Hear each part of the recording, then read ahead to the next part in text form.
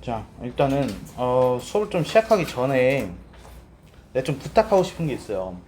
그러니까 이번이 어떻게 보면은 내가 처음으로 과제다운 과제를 수요일 날 내가 줬어요. 그렇죠? 그래서 내가 물론 이제 그날은 눈도 오고 해가지고 대부분의 학생들이 이제 등원하지 못한 상황이었고, 그날 이제 뭐 동현이 혼자 왔어요. 그래가지고 동현이랑 나랑 1대1로 해가지고 여기 앉아가지고 수업을 했거든. 그래서 뭐 그런 상황이 있다라는 거는 나도 이제 충분히 이해를 하는데, 일단은 수요일 날 과제를 줬다 이거죠. 그래서 제가 근데 지금 대부분의 학생들이 카톡이 오는 걸 보게 되면은 집에 인쇄기가 없어요. 그래서 못 뽑았어요. 이게 대부분이에요 지금. 금요일 날 와가지고. 그러니까 좀 그게 거기 뒤일 걸 재혁이. 그 너희 입장에서 솔직히 이게 좀 이상하지 않니? 응? 그러니까 만약에 인쇄기가 없어. 아니 집에 인쇄기가 있는지 없는지 몰랐어? 좀 이상하잖아. 분명 알고 있었을 거 아니야. 근데 그러면은 인쇄가 안 되거나 그런 상황이었으면은 연락을 했으면 됐잖아. 수요일 날 바로. 응? 그날에서 나한테 카톡 보낸 거 어렵지 않았잖아, 솔직히. 그럼 내가 어떻게든 간에 뭐 와가지고 받아가라던가 뭐 방법을 마련을 해줬을 거야. 여기 차라리 그날 해가지고 인쇄가 안 된다 뭐 한다 하게 되면은 그러면 뭐 패드로 해가지고 패드상에다 풀어가지고 제출을 했어도 되는 거고 이게.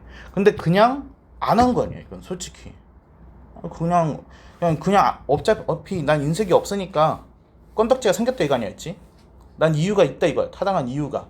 그러니까 나는 그냥 가만히 있다가 금요일날 내가 이제 그때 와가지고 오늘 내가 단톡에다가 과제 제출하세요 하니까 그제서야 프린터기가 없어요.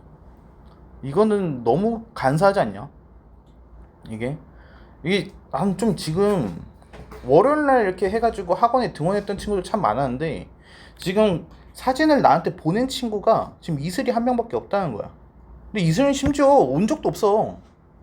오늘 지금 나랑 처음 보는 거잖아. 그치? 근데 처음 보는 친구조차도 그거를 집에서 프린트를 해가지고 풀고서 사진 찍어서 전송하고 있는데 한 명 빼고 다 안 했다는 게 난 그게 좀 많이 속상해. 솔직히. 응? 내가 저번 수업 때 얘기를 했었을 거야. 고격점제에 대해서 이렇게 설명을 하면서. 그치?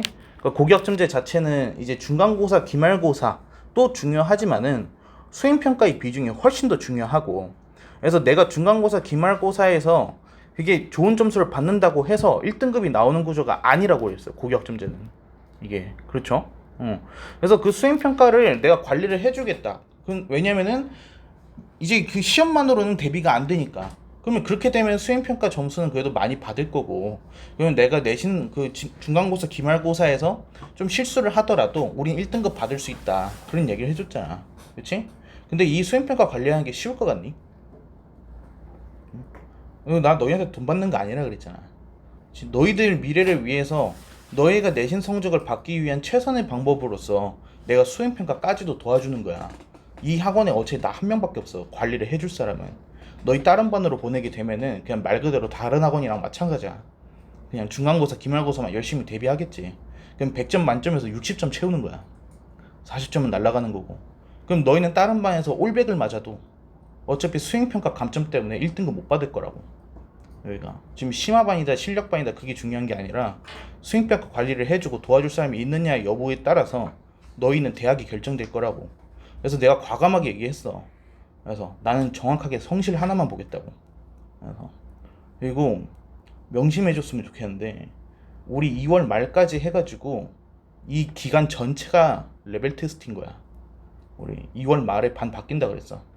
그래서 우리는 매일마다 수업이 끝날 때마다 너희가 과제를 전송을 했는지 지각을 했는지, 응?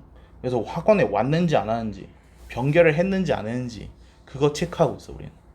그래서 그러면 그게 2월 말까지 해가지고 점수로 바뀌겠죠.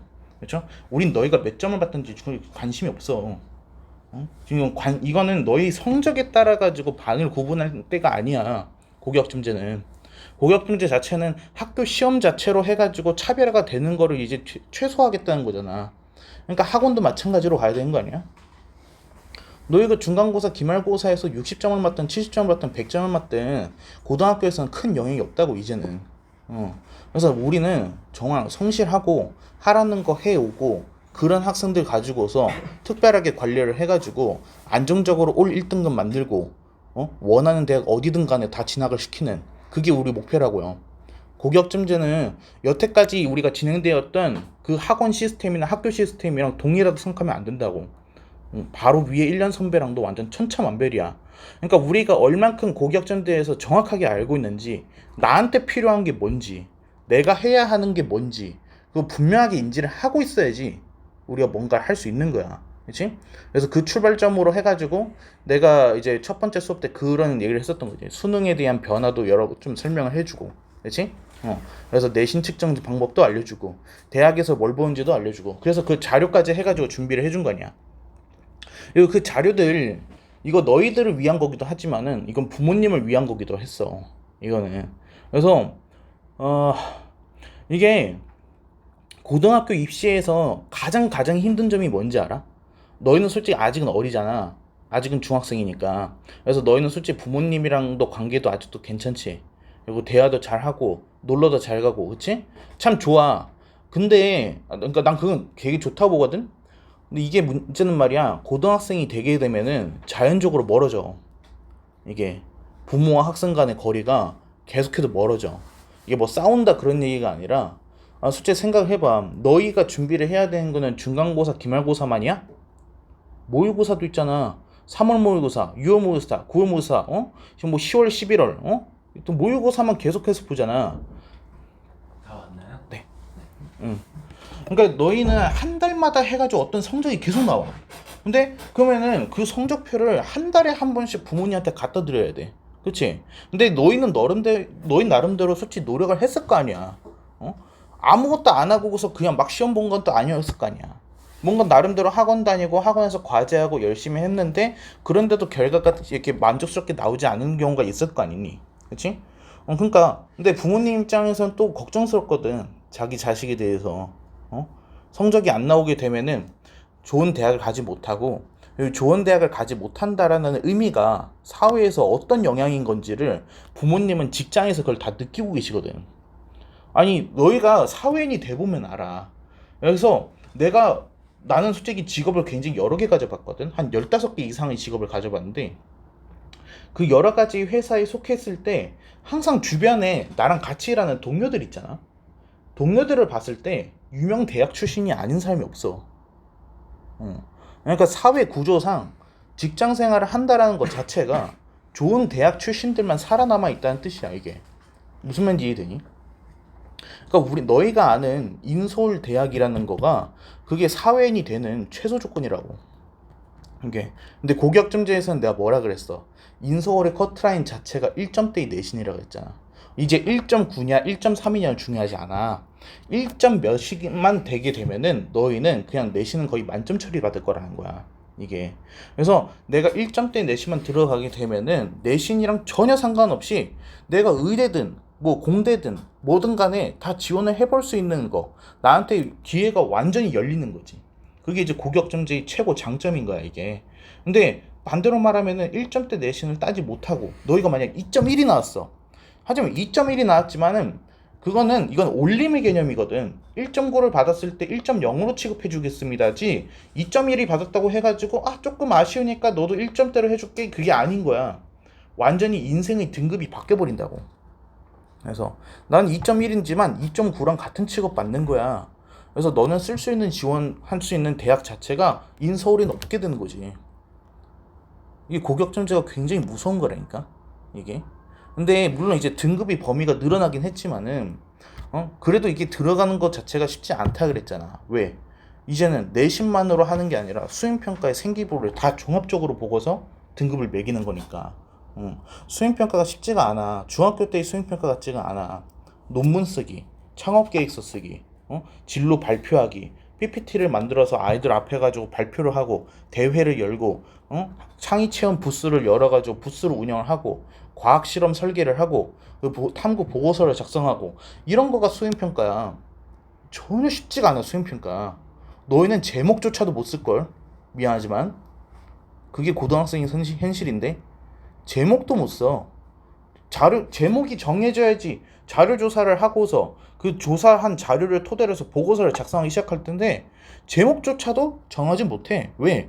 나의 진로에 있어서 어떤 주제를 선정을 해야지 내 진로에 도움이 되는지 몰라. 왜? 고교학점제에서 쓰라는 그 보고서 자체는 고등학교 수준을 말하는 게 아니야. 대학교 수준을 말하는 거지.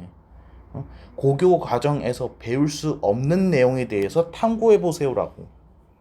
그러니까 대학교 논문을 찾아가지고 자료 조사를 해야 돼. 그러니까 불가능해 현실적으로. 그러니까 거기에 대해서 내가 이제 주제 탐구나 주제를 선정하고 자료 조사를 하는 것까지는 내가 도와줄 수 있다고. 그러면 사실상 60%는 내가 대신해 주는 거야. 이게. 그러니까 좀 제대로 해가지고 뭔가를 하고 싶으면은 너희도 성의를 좀 보여. 야, 이게 지금 10명 중에 한 명이 뭐야? 좀 심하지 않아? 이게 와, 솔직히 이번에 과제가 20문제밖에 안 됐었잖아. 나는 지금 가장 걱정스러운 게 뭐냐면은 다음 주야. 다음 주가 되면은 너희가 이제 월요일 날 등원을 하죠. 그러면은 오면은 책이 있을 거야. 이게 그러니까 뭐 책을 밖에서 사올 필요가 없어. 학원에 이미 준비가 다 되어 있거든. 그냥 몸만 오면 돼. 그래서 뭐 돈도 필요 없어. 그냥 오면 돼. 돈은 학원비에 플러스가 돼가지고 자동으로 이렇게 될 거야. 그러니까 너희는 와가지고 그냥 주는 교재 받아서 하면 되는 거거든. 근데 문제가 당장 다음 주 월요일부터는 우린 사실 고등학생이야. 배우는 것 자체가 고등학교 수학을 배우는 거잖아. 공통 수학 원이란 말이지. 그치? 근데 이 고등 수학을 하는 거기 때문에 과제량 자체도 고등학생이 맞춰서 나갈 수밖에 없어. 혹시 무슨 말인지 이해돼? 그러니까 이제 중학교 때 우리가 내신 대비하고 이렇게 했었잖니, 그치? 보통 하루에 과제 어느 정도 받았어? 60. 그치? 한 번 했을 때 과제 60문제 받았지. 근데 그게 하루에 60문제 다 풀란 얘기 아니었을걸? 그치? 그걸 나눠서 하면은 하루당 30문제잖아. 그치? 보통 이틀 정도 이제 과제를 했었을 테니까. 그러니까 30문제, 30문제 해가지고 했을 때 과제 수행이 가능하겠다 싶어가지고 60문제 주신 걸 거 아니야. 그치? 근데 이게 고등학교로 넘어왔는데 그게 똑같이 가겠냐고. 더 늘어나면 더 늘어나지. 이게. 그래서 근데 이거를 너희가 뭐 해서 아직은 중학생이다 해가지고 쉽게 해서 그냥 할 수가 없어. 교재량 자체가 문제가 엄청 늘어나 있단 말이야. 그러니까 우리가 중학교에서 하던 대로 해가지고 양을 조금 주게 되잖아. 교재 끝내지도 못하고 끝날걸? 이게 겨울방학 그냥 끝나버릴 거야. 그래서 교재가 고등학교 교재인 만큼 과제도 거기에 맞춰서 나갈 수밖에 없단 말이야. 그래서 이게 하루에 몰아서 하면은 불가능해. 그러니까 지금 나는 좀 너무 짜증나는 게 오늘 수업이 이제 5시 20분 시작이었잖아. 야, 근데 카톡이 4시 오더라. 응? 4시에 프린터가 안 돼요. 야, 이게 무슨 의미였냐? 솔직히 너희 이게 4시에 과제 시작하려는 거 아니야, 지금? 아니야? 만약에 학교 가서 뭔가를 했었으면 아침에 했겠지. 그렇잖아. 학교 다 끝나고 집에 와가지고 그제서 과제 시작하려고 한 거 아니야? 그러니까 이런 식이면은 어떻게 되겠냐고. 이게 당장 다음 주 되면 그냥 뻔한 거야 이게. 당장 다음 주도 그냥 월수금 내내 이렇게 과제 수행은 뭐 한 명 정도 해오고 이렇게 되겠지. 야, 겨우 20문제였어 이거. 야, 그것도 해설지까지 줬잖아 이번에. 응?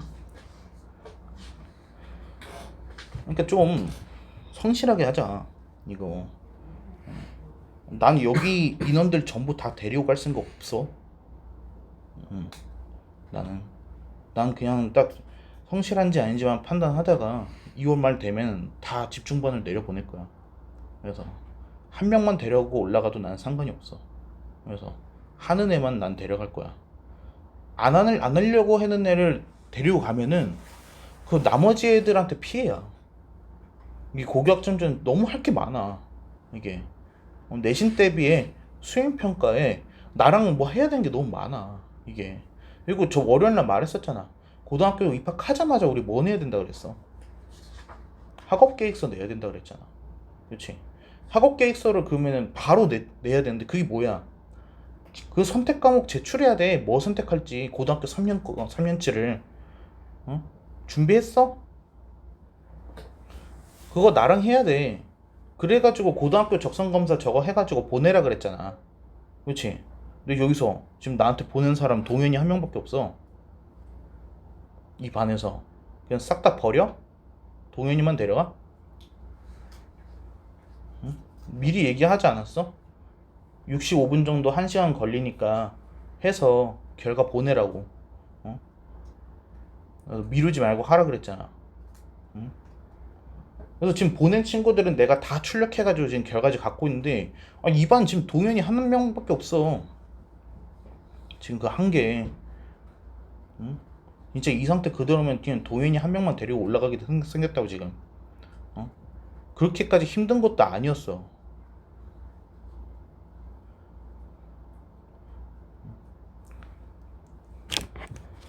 그리고 입학하게 되면은 딱 정확하게 일주일 지나가지고 바로 동아리 모집해. 이게. 근데 그 동아리를 모집을 하게 되면은 그게 한 번 들어간 동아리가 2학년까지 이어져. 2학년 끝날 때까지. 그러니까 2년 동안 활동하는 동아리를 내가 입학하고서 일주일 만에 바로 모집을 시작해버려. 근데 문제는 고등학교 동아리는 쉽게 뽑아주지 않아. 고등학교 동아리는 자기소개서도 써야 되고 동아리 내에서 면접도 보고 그리고 그 탐구 계획 보고서 같은 것도 쓰라 그래. 그러니까 그걸 너희가 해본 적이 없잖아. 면접 본 적 있어 여태까지? 응? 보고서 뭐 자기소개서를 써본 적이 없잖아. 그런 것들은 내가 도와줄 거란 말이야. 응? 근데 그것도 내 입장에서 쉬운 일이 아니야. 한 명 한 명 자기소개서도 다 봐줘야 되고 그러면 그때쯤 되면은 새벽 3, 4시까지 나랑 카톡해야 돼. 어? 그때 보통 어떻게 하냐면은 그냥 줌 하나 이렇게 단체로 해가지고 열어놓고 새벽에 나랑 같이 대화하면서 하거든. 이렇게 왜냐면 시간이 그렇게밖에 없으니까. 그러면 그렇게 하면서 나한테 한글로 써가지고 보내고 내가 수정해서 다시 보내고 그럼 너도 또 수정해서 보내고 이게 몇 번을 반복해야 돼. 근데 너희는 인원이 많잖냐? 또 2반만 있어? 여기 다른 실력반도 있잖아. 그러니까 내가 관리된 건 30명인데 내가 한 명당 대여섯 시간 동안 관리해줘야 돼. 쉬운 일 아니란 말이야. 그러다 보니까 나는 선택할 수밖에 없어. 이게 할 수 있는 애랑 할 수 없는 애랑. 그러니까 좀 잘 좀 하자 이거. 그렇게 하면은 그래도 효과는 다를 거 아니야. 그래서 그렇게 해가지고 한 일주일만 그렇게 해서 그때 동아리 이렇게 해서 들어가게 되면 2년 동안 동아리 활동은 그냥 보장되는 거 아니냐. 그러면은 나의 생기부점수는 그냥 보장이 되는 거야. 그럼 당연히 대학 가는 건 훨씬 수월해지겠지. 이건 중간고사 기말고사 대비보다 중요한 얘기 아니야 이걸. 그냥 가만히 해가지고 뭐 다닌다고 해가지고 내가 해줄 거라고 생각하지 말라고.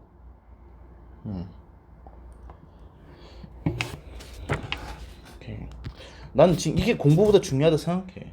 이게 총정리 이런 거보다 성실함 하나하나가 이게 나중 뭐 대학을 갖고 너희가 전공을 배우고 하겠지만은 이게 막상 성인이 되잖아. 대학교의 전공 수업은 중요한 게 하나도 없어. 그거 너희가 쓸 일이 없어 솔직히. 그리고 거의 성인들 대부분은 자기 전공이랑 무관한 일을 선택하게 되고 직업이 전공이랑 연관된 직업을 갖는다는 게 굉장히 어렵거든. 그러면 성인이 돼가지고 여러분한테 이제 구분이 되는 거는 그냥 성실함 하나야. 이게 출근 제대로 하느냐. 그게 사실 너희가 학원 제대로 오는 거랑 똑같은 거 아니야? 그렇잖아. 회사로 가는 거잖아. 학원이 아니라. 그렇잖아. 그래서 그게 이제 습관화가 되느냐 그 여부로 인해 가지고 사회생활이 결정이 되는 거란 말이야. 그러니까 성실함만 보겠다 이거야. 근데 그 하나를 못하지 말라고. 그거를 뭐 과제량이 많고 뭐 해가지고 뭐 특정 어떤 상황이 있을 수 있겠지. 몸이 아프고 그럴 수 있잖아. 근데 내가 뭐 해가지고 뭐 당장 뭐 교통사고 나가지고 깁스를 하고 병원에 실려갔는데 내가 그 상황에서 야 너 그러면 그 상황에서도 과제는 했어야지라고 할 것 같아? 그러니까 그런 상황이 있는 거는 나 다 충분히 이해를 하거든. 근데 이거를 뭔 일이 있어가지고 뭐 못했다 이랬다 아니면은 제가 뭐 월요일까지 과제였는데 주말 동안에 가족끼리 어디 여행을 가가지고 과제하기 힘들 것 같다 미리 말해주면은 과제량 자체를 안 주거나 줄여줬겠지. 그렇잖아. 그리고 너 그 얘기를 해주면은 아 과제를 못해서 그거는 하겠구나 알고 있잖아. 근데 당일날 이러는 거는 이건 좀 너무한 것 같아. 이거야. 당일날 갑자기 인쇄가 안 됐으면은 이거는 좀 너무해. 이건 그래서 나는 그래서 나한테 연락하라고 번호랑 카톡이랑 다 오픈했잖니, 그치? 응. 근데 뭐 해가지고 아파서 못 와요를 방금처럼 데스크 통해서 알아야겠냐고. 이게. 그렇잖냐. 그래서 나한테 다이렉트로 해가지고 그냥 솔직하게 얘기해주면은 서로 이게 좋고 오해 안 생기고 하는 건데. 무슨 말인지 알겠지? 그래서 자,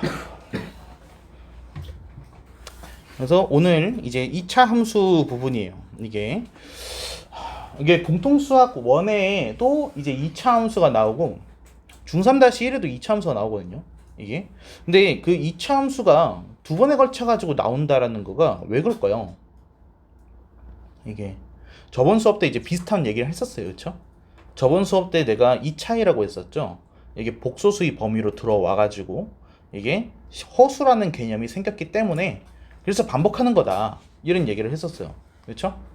그래서 그런 이유도 있는데 2차 함수라는 거를 반복을 해서까지 내신 대비를 여러 번 시키면서까지 이걸 강조하는 이유가 뭐냐면은 우리가 이제 고등학교 2학년 수학, 고등학교 3학년 수학을 했을 때 이제 대수, 미적분 이런 걸 배우겠죠.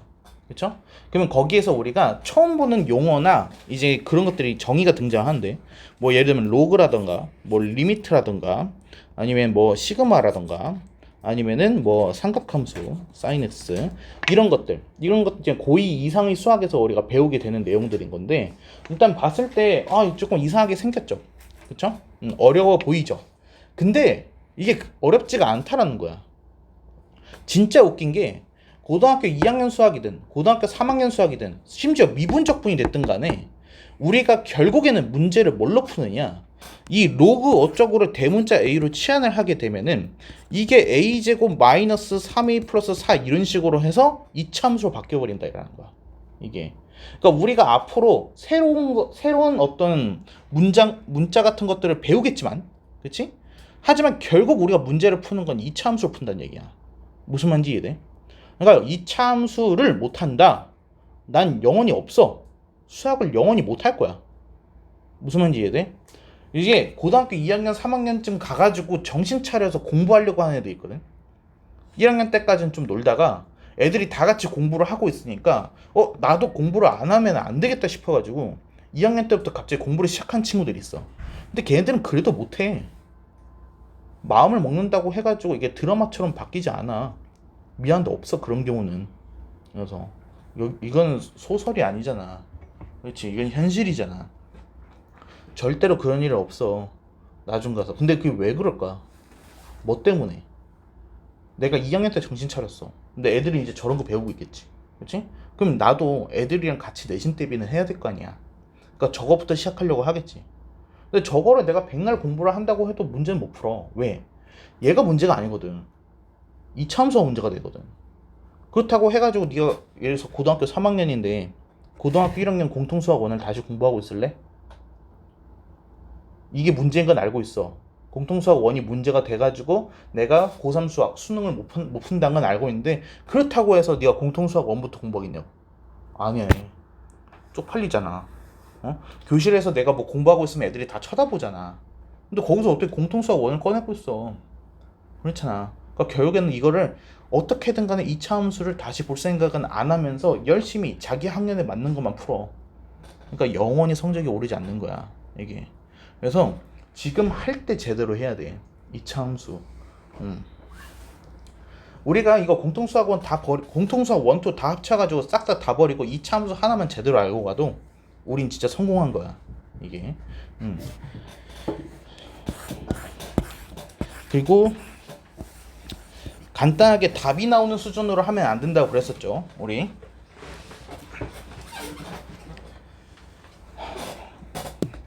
자, 얘가 이제 지금 2차 함수가 이렇게 해서 나와 있고 얘가 x축하고 만나는 두 점이라고 해가지고 지금 나와 있습니다. 그렇죠? 2차 함수랑 x축이 만난다. 이게 무슨 뜻일까요? 이게 아니야. 만난다는 접한다가 아니야. 이게 조금 다른 거야. 이게 우리 x 절편이 뭔지 알아요? x 절편의 정의가 뭐죠?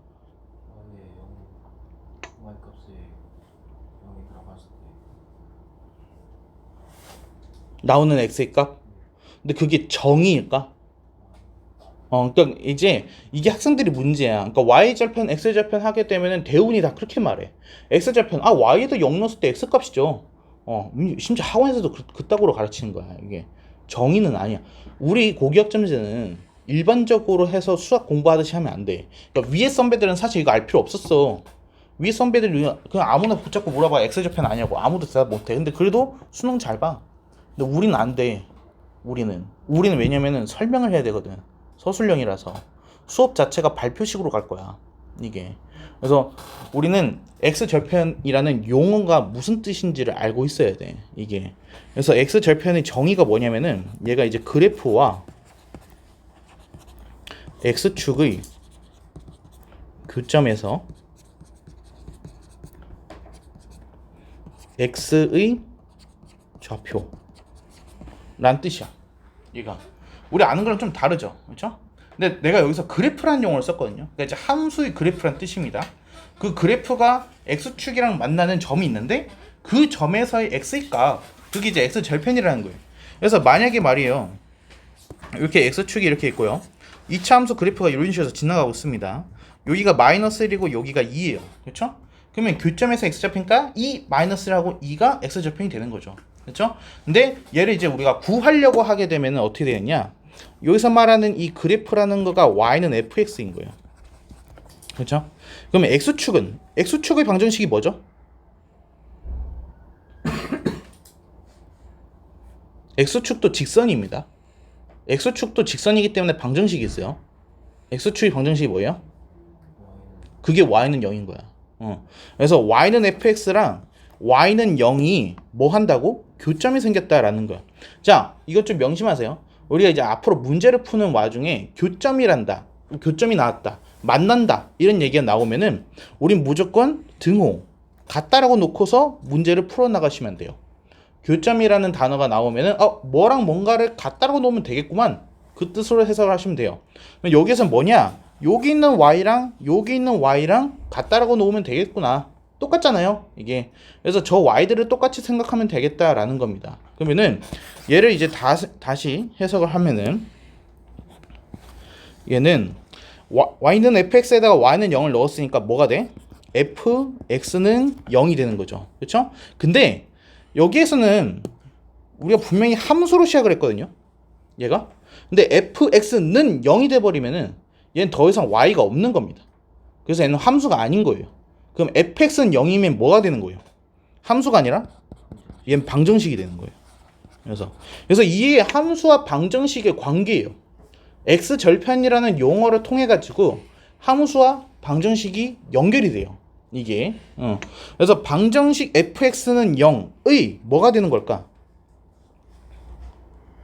x값. fx는 0의 x값, 그게 뭐야?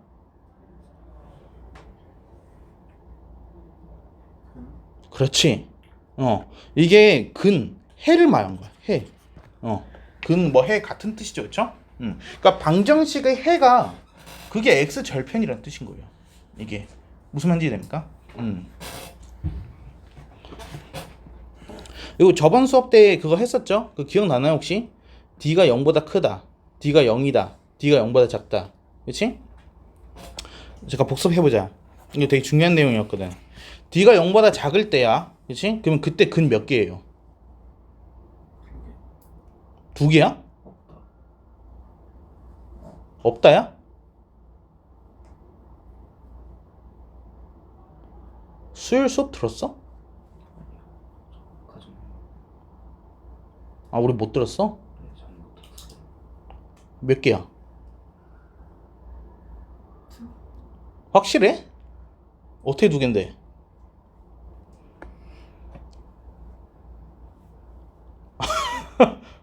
두 개라며.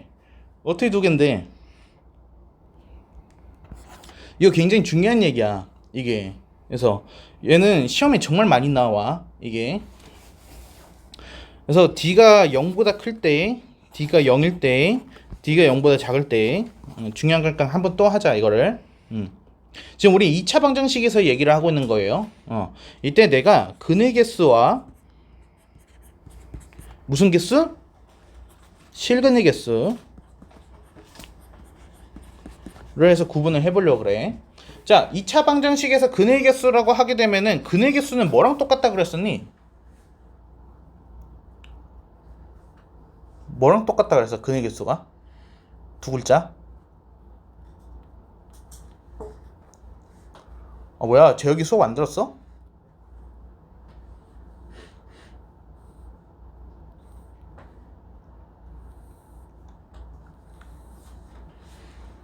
아이 너희 솔직히 영상 틀어놓고 뭐 했어? 어? 몰랐어. 근의 개수가 뭐랑 똑같아?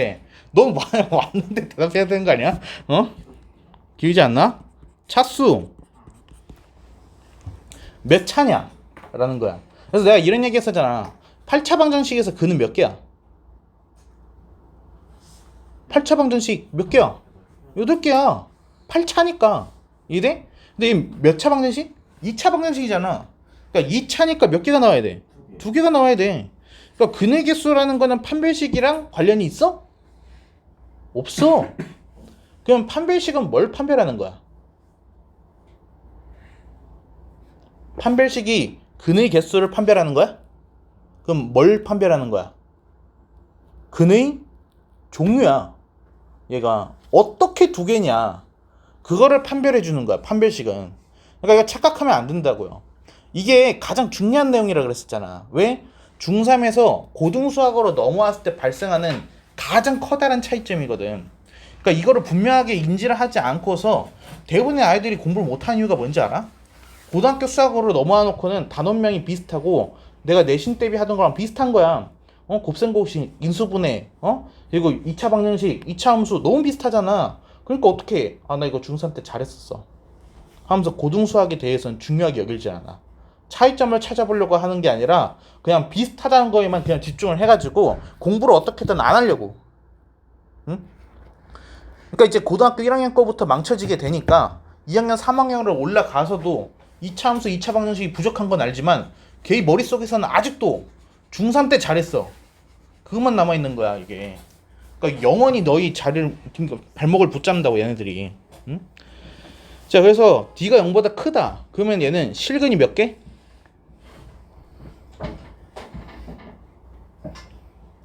실근이 몇 개? 2개. D가 0일 때는 2개. D가 0보다 작을 때는 0개가 되는 거야 이게. 자, 그럼 어떻게 2개야? D가 0보다 클 때 실근이 2개라며. 어떻게 2개야?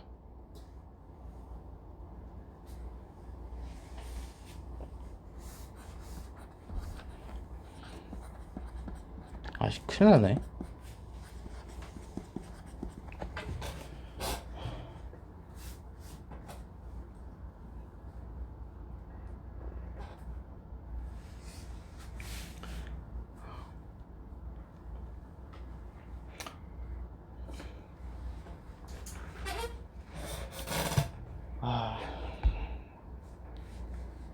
자, D가 0보다 클 때 이제 서로 다른 2개의 실근이고 D가 0일 때는 서로 뭐해? 같은 2개의 실근이라고 그랬어. 같은 2개의 실근. 이렇게. 그리고 D가 0보다 작을 때는 서로 다른 2개의 허근이라고 그랬죠. 여기는 허수만 이제 2개가 나오는 거야 이게. 그러면 서로 똑같은 2개의 실근이 나왔다. 얘를 우리가 줄임말로 해가지고 어떻게 돼? 얘를 이제 중근이라고 본다 그랬죠. 중근의 의미는 중복이 되었다 라는 의미라 그랬어요. 똑같은 게 2개가 나왔으니까 중복이 되었다. 그게 이제 중근의 정의라고요 이게. 근데 얘들 이렇게 이런 식으로 해서 계속 뭔가 쌓여나가지 않고 계속해서 이거를 기억하지 못하고 까먹게 되면은 우리 좀 많이 힘들어져 이게. 이게 앞으로 공통수학 원을 우리가 다시 볼 수 있는 기회가 이제 없을 거야. 여태까지 너희가 2번을 돌리고서 온 거야. 그러니까 지금 너희가 공통수학 원을 처음 배우는 게 아니잖아. 이게 지금 내가 하는 게 3번째잖아. 교재를 2번이나 봤다고. 이게 그렇잖아. 이게 3번째로 이제 하는 거고. 근데 그런데도 지금 완전히 아주 최소한의 개념조차도 남아있지 않다라는 거야. 문제집을 2권이나 풀었는데. 야, 그럼 도대체 뭐 한 건데 여태까지? 응? 그 긴 시간 동안 책을 2권이나 풀 수 있는 그 시간 동안 도대체 뭘 한 거야 도대체 이거는. 응? 이건 뭐 학원의 문제이기도 하지만은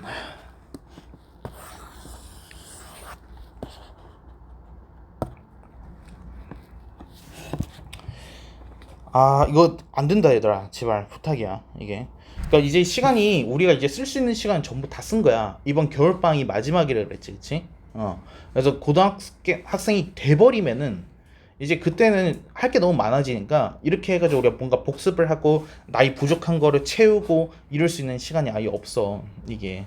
그래서 이제 거의 입학과 동시에 막 되게 바쁠 거야. 계획서도 쓰고 동아리도 하고 뭐하고 하다 보면은 갑자기 중간고사 본대 이게. 그러면 학원도 거의 맞춰가지고 엄청 바쁘게 하다가 시험 대비야 하면은 이제 너희가 뭐 4주 이렇게 해가지고 문제 왕창 풀고 끝나고 문제 왕창 풀고 또 끝나고 그치? 기말고사 되면은 너 여름방학 때 뭐 할 것 같아? 여름방학 때 또 공통수학 2 이렇게 한다고 해가지고 막 그 한 달 안에 끝내겠다고 막 난리 칠 거 아니야. 그렇지 않냐? 이번 겨울방학에 지금 나랑 하는 거가 이제 공통수학 2 이제 처음 하는 거잖아 입문 그치? 그러면 여름방학 때 그 한 달 안에 공통수학 2를 한 번만 더 돌리겠지 그치? 그렇게 해서 어떻게 2학기까지는 마무리를 졌다고 봐 그치? 그럼 어떻게 되겠어? 고2로 넘어가는 겨울방학에 지금 이 시기가 되는 거잖아. 한 달밖에 안 남아있을 거 아니야. 그럼 한 달에 뭐 할 건데? 대수학 미적분을 한 달 안에 끝낼래? 지금이야 공통수학 1, 2가 합쳐봤자 양이 얼마 안 되니까 겨울방학 안에 이렇게 한 바퀴 돌린다고 쳐. 그때 그 대수학 미적분을 다 할 수 있겠어? 그럼 어떻게 되겠냐? 대수만 하고 끝나겠지. 응? 그러면 계약하자마자 대수 내신 대비 바로 들어갈 거고. 그럼 너희 여름방학도 어떻게 돼? 아무것도 모르는데 미적분 처음 들어가는 거 아니야. 응? 한 달도 안 돼서 한 달 안에 미적분 끝낼 수 있을 거 아니야? 못 끝내. 그냥 하다가 중간에 자를 거야 분명히. 그래서 그럼 너희는 미적분을 끝까지 배워보지도 못한 상태로 계약을 할 거고. 응? 그러면 시험 대비 때 잠깐 4주 공부한 거 가지고서 시험 보게 하는데 뭐가 나오겠어? 어? 좀 미래를 보고서 판단을 좀 해봐. 여기서 공통수학 1 이거 한 번이라도 이제 더 밀리게 되면은 이제 영영 끝이라고. 이게 우리 이미 너무 늦어 있는 상황인데 앞으로 더 빨리 갈 생각을 해야 되는데 이틀 전에 공부한 거를 지금 그걸 공부 안 해가지고 아무것도 기억 못 하고 이딴 식으로 할 거야? 응? 내가 뭐 많이 했니? 6문제 했어. 응? 6문제 저번에. 근데 6개를 기억 못 해? 그거 얼마나 신경 안 쓴 거야. 이제라도 해야 돼. 이제라도 제발. 응? 이거 날 위해서가 아니잖아. 날 위해서가 아니, 너희를 위해서야. 너희를 위해서. 우리 무조건 이 겨울방학 끝나면은 우리 실력 A로 올라가 있어야 돼. 우리. 자, 그래서 여기에서 문제에서는 지금 얘가 2점이라고 했거든. 2점. 그럼 얘가 뭐야? 실근이 2개 나왔다는 뜻이야. 실근이 2개. 교점이 2개가 나왔으니까 실근이 2개가 나왔다. 그것도 이제 뭐야? 서로 다른이 나온 거야. 내가. 그럼 판별식 D가 어떻다는 거야? 얘가. 그렇지. 0보다 커야 된다라는 걸 이제 알 수 있게 된다라는 거지. 무슨 말인지 되니? 얘가. 그러니까 문제 자체에서 어떤 의미들을 가지고 있는지를 우리가 다 알아차려야 돼. 자, 한 가지만 더 해보자. 아까 이제 근데 되게 좋은 말을 했었어. 아까 D는 0 이렇게 했었잖아, 그렇지? 얘가 X축과 만나는이거든. 근데 만나는이랑 비슷한 애가 접하는이야. 근데 이제 둘이 조금 다른 내용인 거가 접하는이라면은 얘가 딱 한 점에서만 만나게끔 이렇게 해서 된다라는 건데 만난다라고 하게 되면은 2점에서 만나는 경우도 만난다라고 할 수 있다는 거야. 그래서 접한다라고 하게 되면은 판별식 D가 어때야 되는 거야? 얘는 똑같은 값이 2번 나와야 되는 거니까 D는 0, 중근을 가져야 되는 거고 만난다라고 하게 되면은 판별식 D가 어때야 되는 거야? 0보다 크거나 같다가 되는 거야. 얘가 만난다라고 하게 되면은 무슨 말인지 이해돼? 자, 그러면은 이 문제에 대해서만 이제 좀 풀어보자. 이제 개념은 좀 그만하고 두 점 사이 거리가 2루트 2다. 2루트 2. 이 문제는 이 2루트 2가 어떤 뜻일까를 생각을 해보는 거가 이제 관건이었거든. 그래서 그림부터 한번 보는 거야. 이 2차 함수라는 그래프가 x축이랑 두 점에서 만난다고 했으니까 기본적으로 판별식은 0보다 크다라는 걸 우리가 알고 있는데, 근데 이게 지금 사이 거리가 2루트 2래. 여기 사이 거리가 이게 2루트 2다. 여기가 2루트 2다. 지금 이런 얘기인 거잖아. 그치?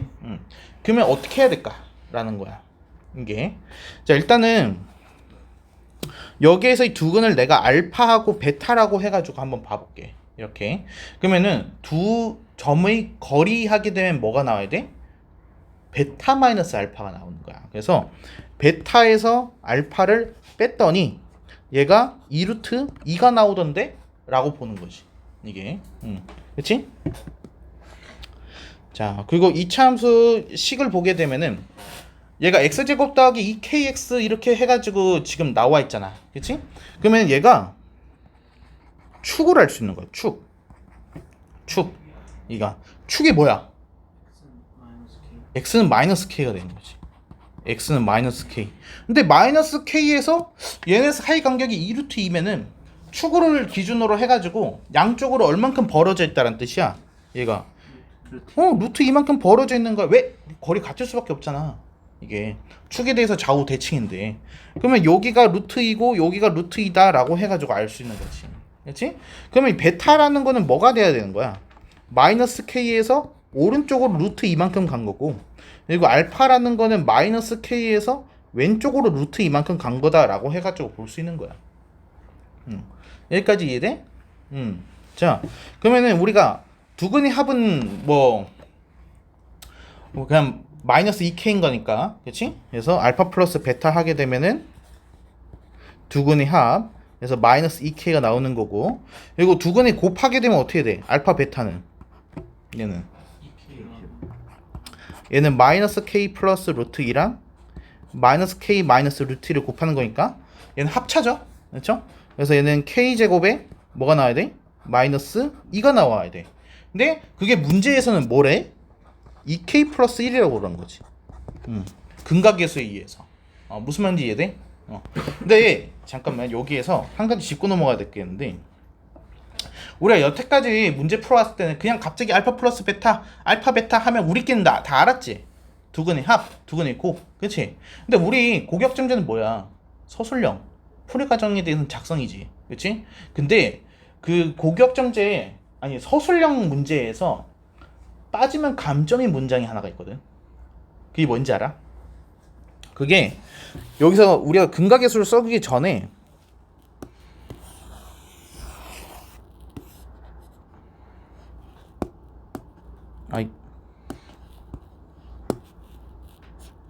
여기에 우리가 들어가야 되는 내용이 하나가 있어.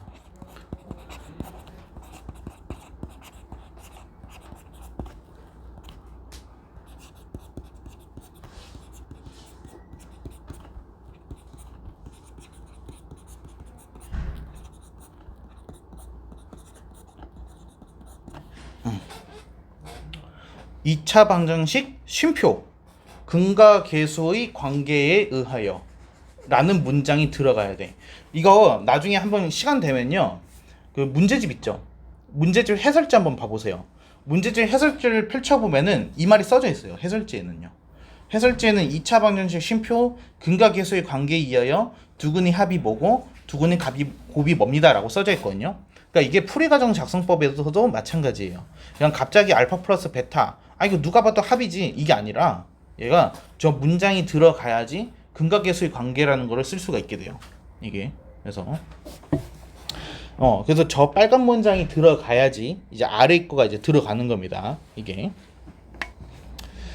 자, 그러면 우리는 이 부분 보면 되겠죠? k제곱 마이너스 2는 2k 플러스 1이라고 했으니까요. 그렇죠? 그래서 여기에서는 k제곱 뭐가 나와? 다 좌변으로 넘기게 되면은 2k의 마이너스 3은 0입니다. 이렇게 해서 나오겠죠. 그렇죠? 그러면 k는 뭐가 나와요? 얘 인수분해 하게 되면은 3이랑 마이너스. 그렇죠. 얘가 k 마이너스 3에 k 플러스 1은 0 이렇게 되니까 그래서 K는 3 또는 마이너스 1입니다. 라고 해가지고 나왔을 거예요. 그쵸? 여기서 끝이에요? 아니죠. 뭐라고 해야 돼요? 양수 그렇죠. 그러면은 여기다가는 어떻게 해야 되는 거냐? 이런 식으로 써도 돼요.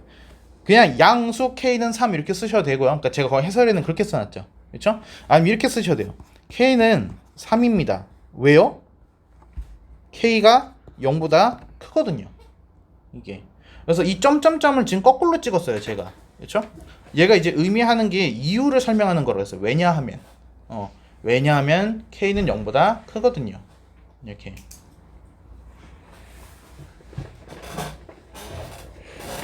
됐습니까? 그래서 일단 우리는 이 기호, 정의 이런 거에 따라서 조금 집중을 해줄 필요가 있어요. 이게. 자, 공통수학 1을 2번이나 했으면 이런 걸 좀 수업을 미리 들어놨어야 되는 건데.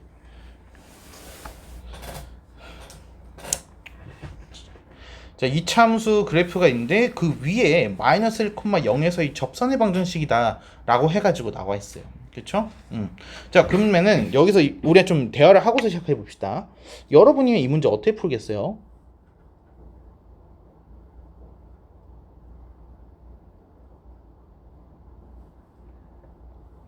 어디에서의 접선이래요? 이런 문제 어떻게 풀까요?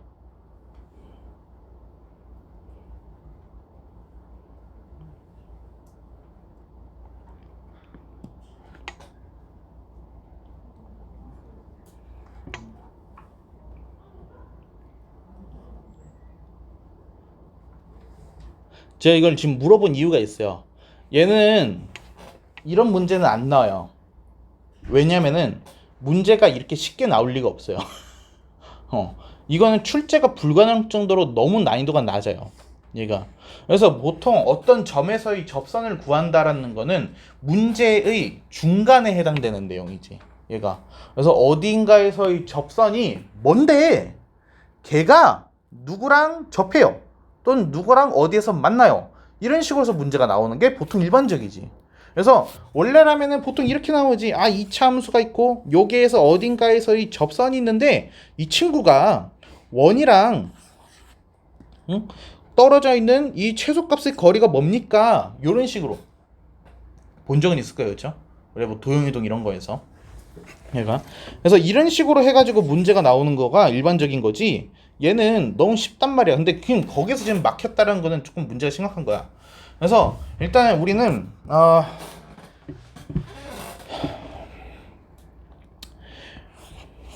지금 접선에 대한 거잖아요. 그쵸? 그리고 얘는 어디에서 어떤 기준점이 지금 정해져 있는 거야. 그치? 그래서 이 문제는 뭐냐? 고정점을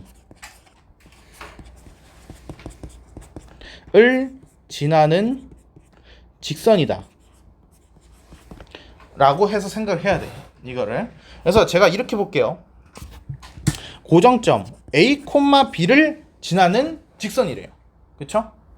그럼 우리는 그 직선 L을 C를 끌 어떻게 써야 될까요? A, B를 무조건 지난대요. 공식. 모르겠어? 모르겠어? A, B를 무조건 지난대.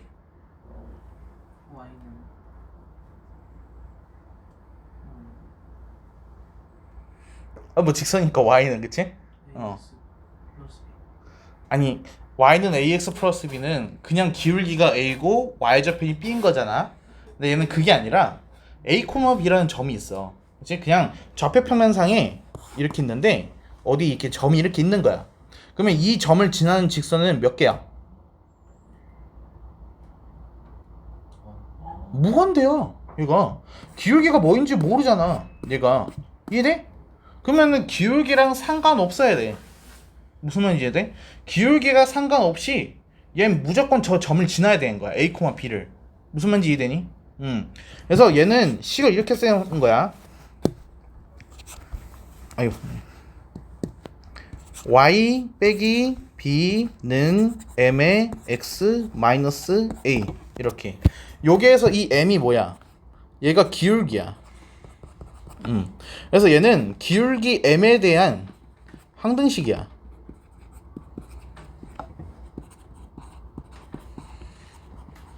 그러니까 m 값이랑 무관하게 무조건 누구를 지나? a, b를 지날 수밖에 없어요 라는 뜻이야. 무슨 말인지 이해되니? 여기 x에다가 a 넣고 y에다 b 넣으면은 0은 m 곱하기 0이잖아. 그럼 m이랑 상관없이 무조건 성립되잖아요. 무슨 말인지 이해됩니까? 이거는 우리가 외워뒀어야 되는 거야. 이거는. 그래서 고정점, 특정한 점을 지나는 직선이라고 했을 때 이 공식을 떠올릴 줄 알아야 된다라는 얘기예요. 얘가. 그래서 이 문제를 봤을 때 멈칫했다라는 거에서 이미 끝난 거야. 이게. 그냥 보자마자 뭐야 마이너스 1,0? 그럼 마이너스 1,0 지나는 직선이잖아. 그래가지고 이게 바로 나왔어야지. 근데 그게 안 나왔으면 지금 문제가 큰 거야 이게. 자 그럼 얘는 마이너스 1,0이니까 우리가 어떻게 해야 되는 거야? y는 기울기는 m인 거고 x 플러스 1 이렇게 되는 거잖아 이게. 이해돼? 근데 얘가 뭐 한다고? 얘가 y는 2x 제곱 더하기 3x 플러스 1이랑 뭐 하고 있어? 접한다. 근데 우리 아까 왼쪽 문제에서 접한다 하면 뭐 했지?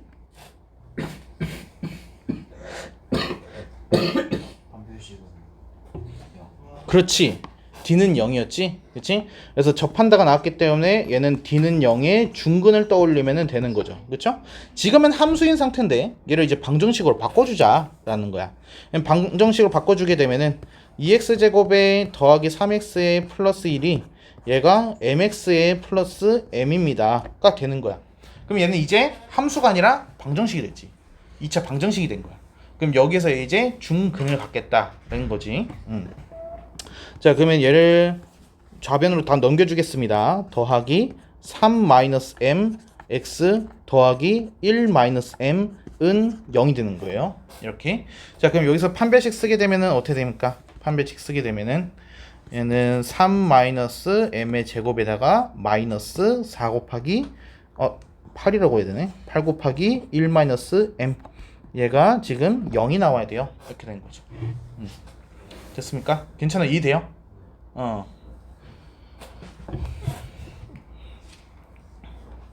자 그러면은 이거를 우리가 이제 전개를 하겠죠. 그렇죠? 근데면은 우리는 근데 솔직히 이거 암산으로 좀 하기 힘들잖아요. 난 못하거든요. 그래가지고 얘를 전 이렇게 썼을 거예요. 제가 적지 말아요. 얘를 전개하게 되면은 마이너스 9에 플러스 8m 이렇게 해서 됐겠죠. 그렇죠?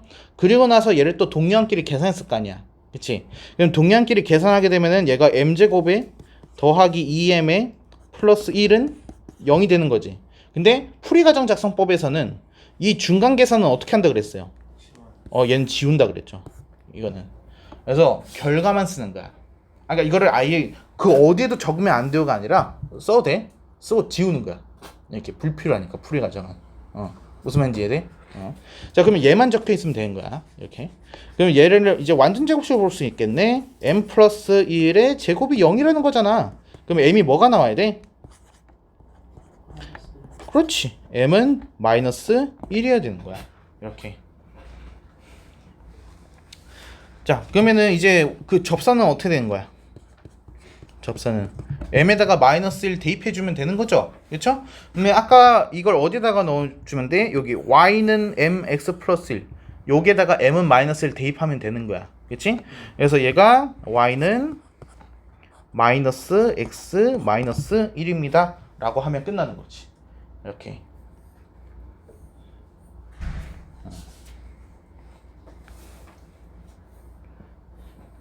답만 맞추는 건 의미가 없어. 아마 10점 만점에서 2점밖에 못 얻을 거야. 그래서 8점이 날아가면 의미가 없잖아. 이게. 그래서 그냥 과정도 지금 나랑 같이 써보면서 연습을 좀 해야 돼. 나도 어려운 거 알아요. 이게.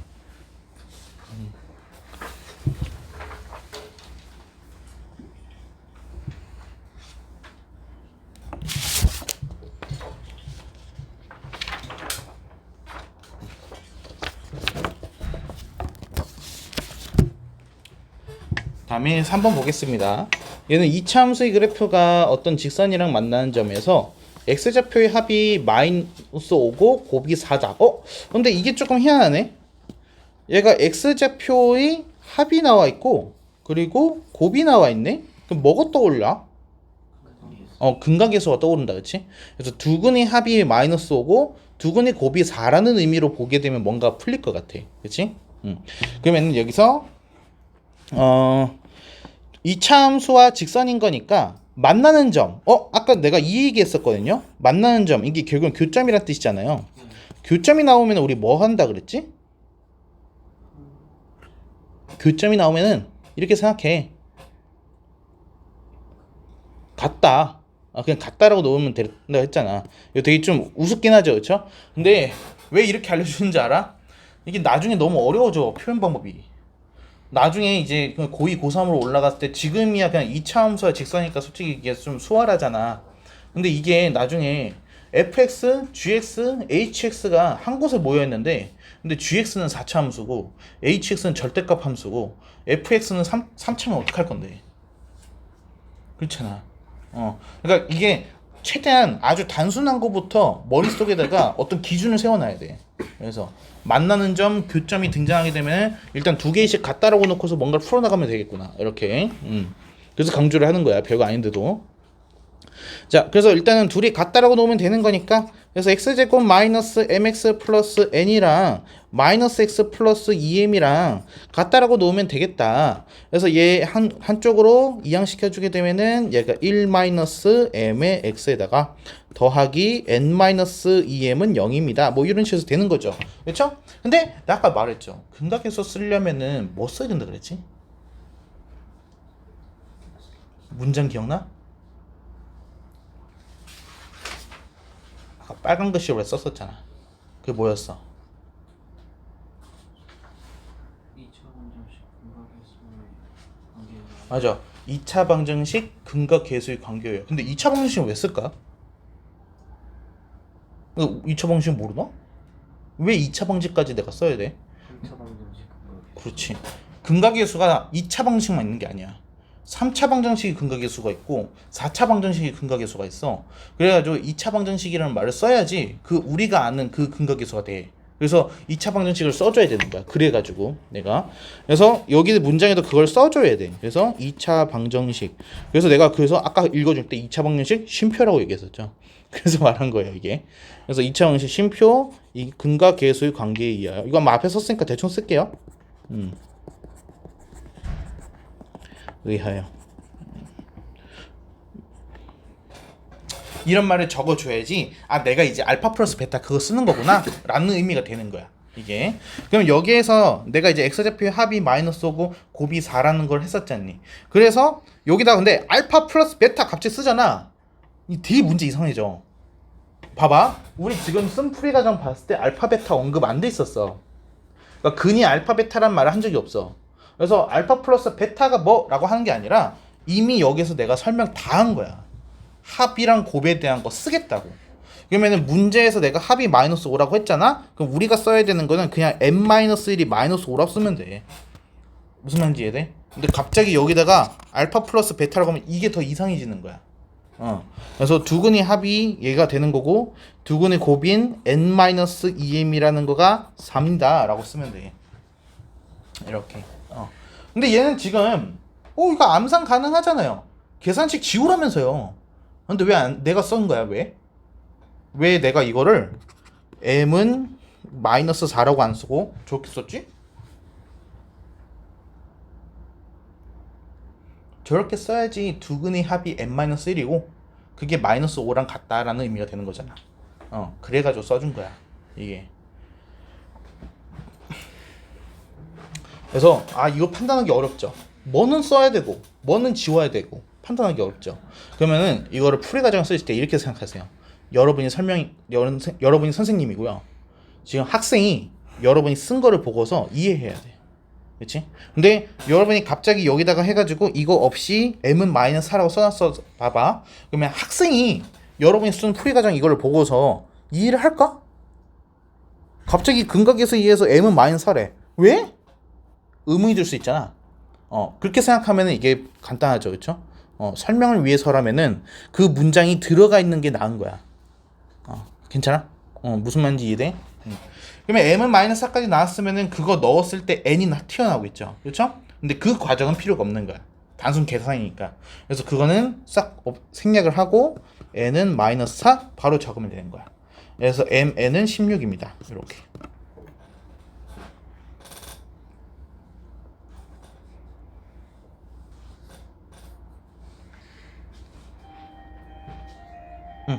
그래서 잠깐 쉬었다가 그래서 이어서 할게요.